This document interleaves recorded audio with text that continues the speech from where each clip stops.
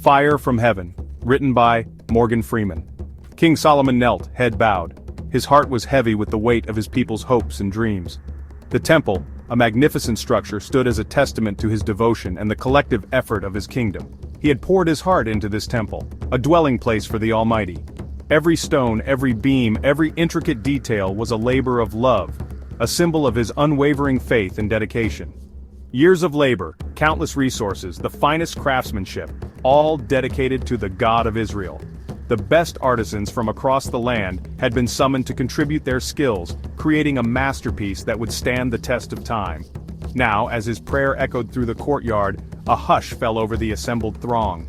The people, gathered from near and far, held their breath in anticipation, their eyes fixed on the king and the altar before him. Suddenly, a pillar of fire descended from the heavens. It was a sight to behold, a divine spectacle that left everyone in awe. The fire was not of this world, it was pure, radiant, and filled with an otherworldly energy. It engulfed the altar, consuming the sacrifices in a brilliant holy fire. The flames danced and flickered, casting a warm golden glow over the faces of the onlookers. It was a moment of divine connection, a sign that their offerings had been accepted. The air crackled with divine energy. It was as if the very essence of the heavens had descended upon them, filling the space with a palpable sense of the sacred. The people fell to their knees, overcome with reverence and awe, their hearts filled with a profound sense of peace and gratitude. The priests, clad in their sacred garments, instinctively moved towards the temple doors, ready to perform their duties. These garments, woven with intricate patterns and symbols, represented their deep connection to the divine and their role as intermediaries between the heavens and the earth. Each step they took was measured and deliberate, a testament to the sacred rituals they were about to perform. The air was thick with anticipation, as the priests prepared to open the ancient doors that had stood for centuries, guarding the mysteries within, but an invisible force held them back. It was as if an unseen barrier had been erected, preventing them from moving forward. The priests, though experienced in the ways of the divine, had never encountered such a powerful and inexplicable phenomenon. They exchanged bewildered glances, their hands outstretched but unable to breach the invisible wall. This force was not malevolent, but it was undeniably potent, a clear sign that something extraordinary was occurring within the temple. The heat and light emanating from within were too intense to approach. The very air seemed to shimmer with an otherworldly energy, and the light was so bright that it was almost blinding. It was as if the sun itself had descended into the heart of the temple, filling every corner with its radiant glow. The heat was palpable, a searing presence that made it impossible to get any closer.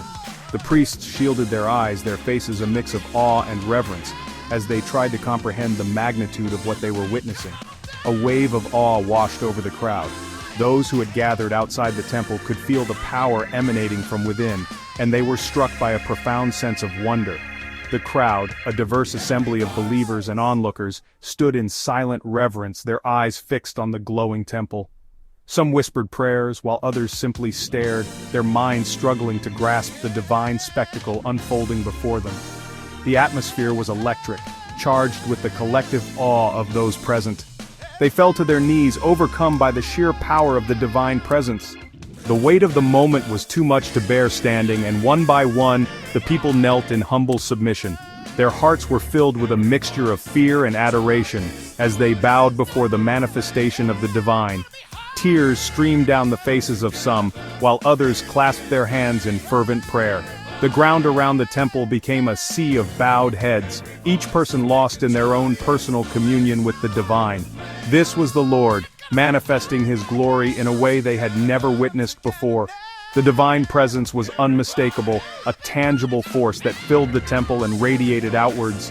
It was a moment of revelation, a glimpse into the infinite power and majesty of the divine. The light that filled the temple was not just physical, but spiritual, illuminating the hearts and minds of all who beheld it. It was a reminder of the divine's omnipotence and the sacredness of the temple as a place of worship and connection. Whispers turned to murmurs, then rose to a chorus of praise.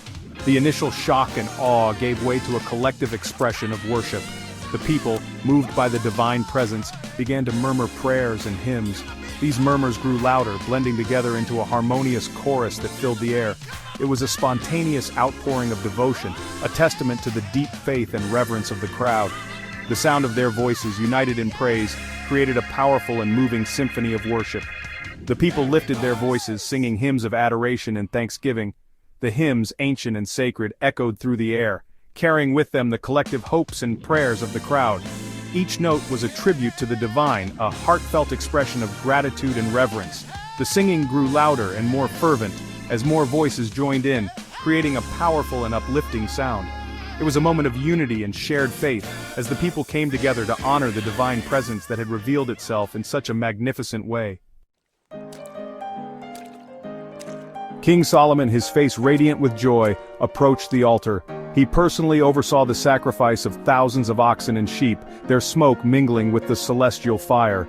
The sweet aroma of burnt offerings filled the air, a pleasing fragrance to the Lord. Musicians played their instruments with renewed fervor, the sound of trumpets and lyres echoing the jubilation in everyone's hearts. This was more than a dedication, it was a national celebration, a testament to their faith and their covenant with God. The sheer volume of sacrifices overwhelmed the altar. Solomon, directed by divine inspiration, consecrated the entire courtyard. This vast space, he declared, would also be considered holy ground. Here the people could gather, offer their prayers, and experience the closeness of their God. For 7 days and nights the celebration continued unabated. The Israelites feasted, sang, and danced before the Lord, their hearts overflowing with joy. They had never experienced such a profound sense of unity and spiritual fulfillment. The dedication of the temple was more than a historical event, it was a pivotal moment in their national consciousness. As the festivities reached their peak, God appeared to Solomon in a dream. The Lord's voice resonated with power and love as he addressed the king. He acknowledged Solomon's devotion and the magnificence of the temple. The Lord promised to bless Solomon with wisdom, wealth, and honor surpassing any king before him. But the Lord's message was not without caution. He emphasized the importance of obedience. He reminded Solomon of the covenant he had made with their forefathers, Abraham, Isaac, and Jacob. If Solomon and the Israelites remained faithful to the Lord, observing his laws and commandments, their prosperity would continue.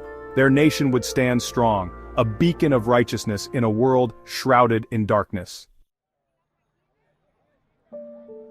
The Lord's words resonated deeply within Solomon. He understood the weight of responsibility entrusted to him. He resolved to lead his people with wisdom and justice, always mindful of the covenant they shared with the Almighty.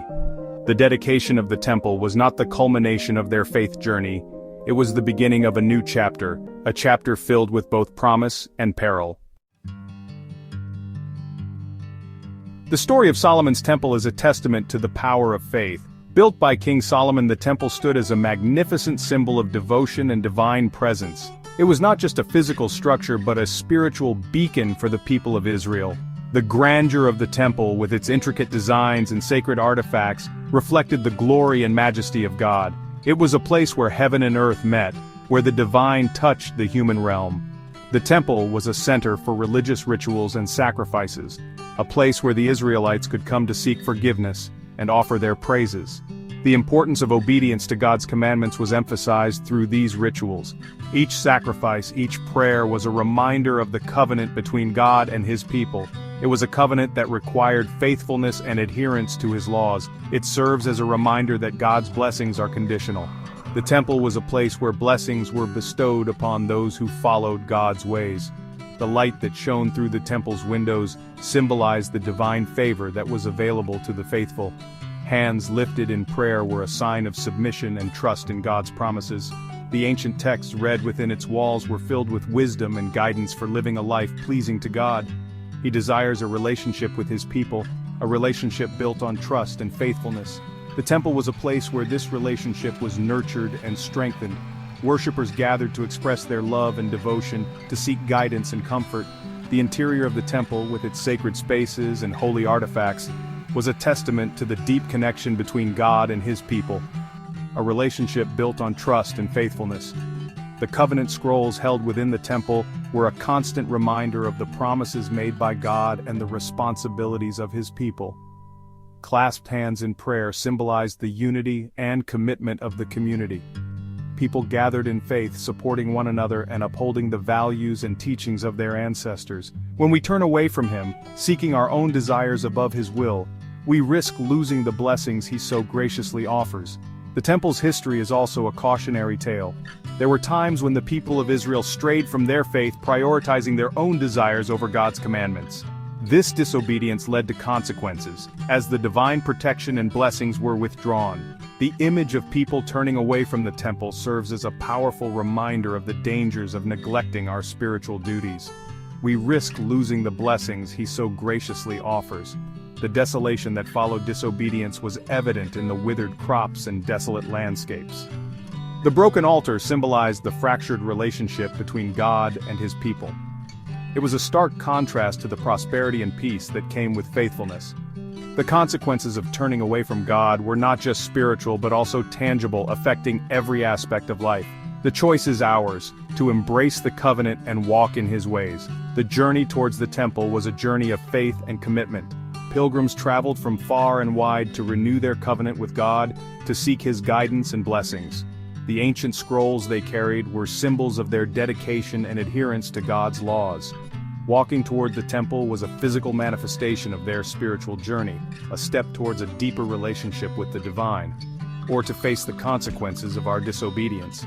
The storm clouds gathering over the temple were a metaphor for the turmoil that comes with disobedience. The broken tablets represented the shattered covenant, the loss of divine favor. People in despair illustrated the emotional and spiritual toll of turning away from God. The choice is clear: to walk in faith and enjoy the blessings of a relationship with God, or to face the consequences of straying from His path.